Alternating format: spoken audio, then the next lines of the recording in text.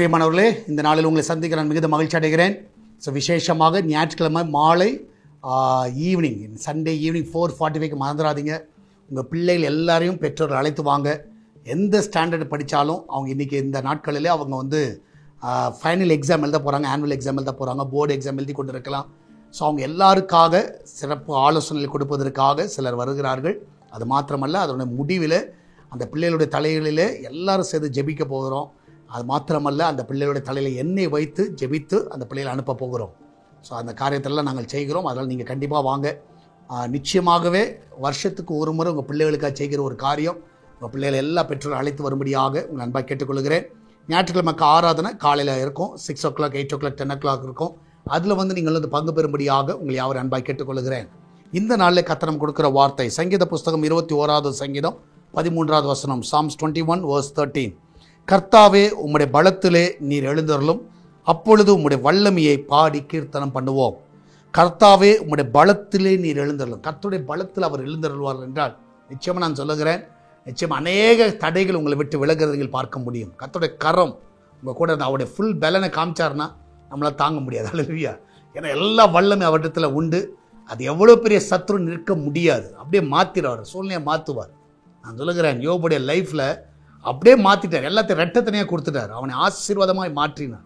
நான் விசுவாசம், கர்த்தருடைய பலன் இந்த நாளிலே உங்கள் வாழ்க்கையில் கிரியை செய்வதாக அப்படியே மாறட்டும். எல்லாம் டிரான்ஸ்ஃபர்மேஷன் ஆகணும். ஆமென். ஸோ இழந்ததெல்லாம் நீங்கள் பெறுவீர்கள். கர்த்தர் புது பலனை தருவார். உங்கள் மைண்டே மாறிடும். அல்லேலூயா. டிப்ரெஷன்லேருந்து வெளியே வந்துடுவீங்க. கர்த்தர் உங்கள் கூட இருக்கிறார். நிச்சயமாக உங்கள் வாழ்க்கையில் பெரிய காரியங்களை செய்வார்.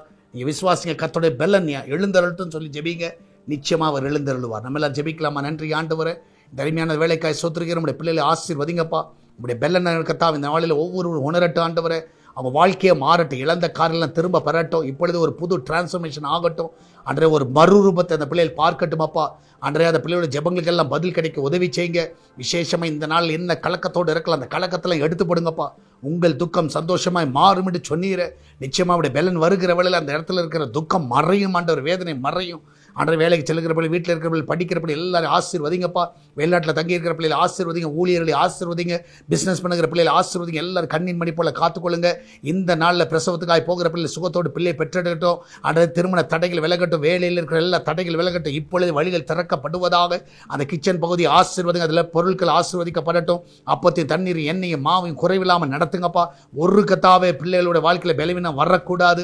இந்த நாளில் ஆண்டகத்தா சாப்பிடுகிற ஆகாரங்கள் எல்லாம் பலனாக இருப்பதாக. ஆண்டகத்தா இந்த நாளில் தேவனுடைய கரம் ஆசீர்வதிக்க விடமா ஜெபிக்கிறேன். ஆண்டகத்தா பிறந்தநாள் மற்றும் திருமண நாளை காணுகிற பிள்ளைகளை ஆசீர்வதிங்க. இந்த நாளில் அவர்களுக்கு நீங்களே பலனாக இருங்கப்பா. பலனாக எழுந்தருளுங்க. அந்த பிள்ளையோட வாழ்க்கையில் இருக்க எல்லா தடைகள் எல்லாம் விலகி போகட்டும் அப்பா. சால்வேஷன் டிவி ஆசீர்வதிங்க. எஸ்தர் திருச்சபை ஆசீர்வதி. எல்லா தேவையை சந்திங்கப்பா. திருச்சபை தேவையை சந்திங்கப்பா. ஆலயம் கட்டுவதற்கு எல்லா தேவையை சந்திப்பீராக. ஜனங்களோடு இடைப்படுவீராக. ஜனங்களோடு பேசுவீராக. மகிமையான காரியங்களை செய்கப்பா. அப்படியே செய்வதற்காக நன்றி செலுத்துகிற. தொடர்ந்து கரம் கிரியை செய்வதாக. ஆண்டகத்தாவே மகிமையான காரியங்களை செய்ய. இதனால் எக்ஸாம் எழுதுகிற பிள்ளைகளை ஆசீர்வதிங்க. நன்றாக எக்ஸாம் எழுத உதவி செய்யுங்க. நல்ல ஞானம், நல்ல கிருபையை தாங்கப்பா. அந்த பிள்ளைகளுக்கு நல்ல நேர்த்தியாக எழுத உதவி செய்யுங்க. படித்த காரியம் எல்லாம் ஞாபகத்தில் இருக்க உதவி செய்யுங்க. அது நேர்த்தியாக எழுத உதவி செய்யுங்கப்பா. நீரே கூட எடுத்துங்க, பாதுகாத்துக்கொள்ளுங்க. எல்லாரையும் ஆசீர்வதிங்கப்பா. அன்றைய கத்தா விசேஷமாக நாளை தினத்தில் நடக்கிற ஆராதனைகளை பொறுப்படுத்திக் கொள்ளுங்கப்பா. எல்லா ஆராதனை கர்த்தருடைய கரம் இருக்கட்டும். நாளை நடக்கிற காலையில் நடக்கிற 3 ஆராதனை, அன்றைய ஈவினிங் நடக்கிற ஸ்டூடெண்ட்ஸ் மீட்டிங் ஆசீர்வதிங்க. எல்லா பிள்ளைகளை கொண்டு வாங்க, பெற்றோர்களை கொண்டு வாங்க. மகிமையான காரியங்களை செய்யுங்கப்பா. நீரே கூட வழிநடத்த பாதுகாத்துக் கொள்ளும். இயேசுவின் நாமத்தில் ஜெபிக்கிறோம். ஆமேன், ஆமேன். கர்த்தர் கூட இருக்கிறார். தைரியமா இருங்க. மறந்துடாதீங்க, நாளை காலை 3 ஆராதனை காலில் இருக்குது. ஈவினிங் 4:45 ஸ்டூடெண்ட்ஸ் மீட்டிங் இருக்குது. எல்லா பிள்ளைகளை பெற்றோர்கள் அழைத்து வாருங்கள். நண்பர்களை அழைத்து வாங்க. இது சபை பாகுபாடு என்று எல்லாரும் அழைக்கிறோம். அது உங்களுக்கு ஆசீர்வாதமாக இருக்கும். எல்லாரும் வந்து பங்கு பெறுங்கள். கர்த்தர் உங்களோட கூட வழி நடத்துவாராக. God bless you.